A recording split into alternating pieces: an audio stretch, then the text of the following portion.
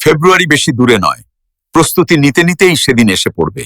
বহু বছর আমরা কেউ ভোট দিতে পারিনি, এবার আমরা সবাই ভোট দেব।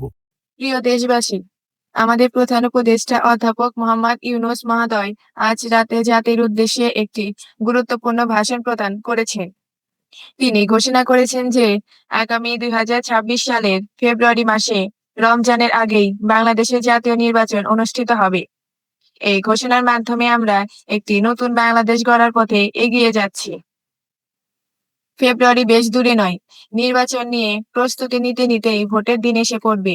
বহু বছর আমরা কেউ ভোট দিতে পারিনি, এবার আমরা সবাই ভোট দেব, কেউ বাদ যাবে না। সবাই যেন বলতে পারি, নতুন বাংলাদেশ গড়ার পথে দেশকে রওনা করার জন্য আমি আমার ভোটটা দিয়েছিলাম, বলেছেন মিস্টার ইউনূস। আমাদের সকলকে প্রস্তুত থাকতে হবে।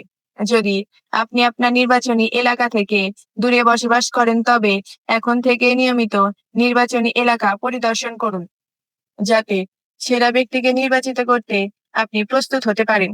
প্রধান উপদেষ্টা তার ভাষণে দাবি করেছেন যে জাতীয় জীবনে শান্তি শৃঙ্খলা ফিরে এসেছে, অর্থনীতিতে গতিশীলতা এসেছে, সংকট দূর হয়েছে।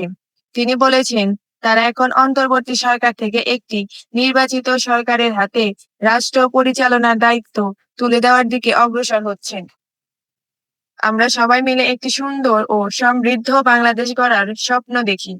আসুন আমরা সবাই মিলে এই মহান দায়িত্ব পালন করি এবং আমাদের দেশকে আরো এগিয়ে নিয়ে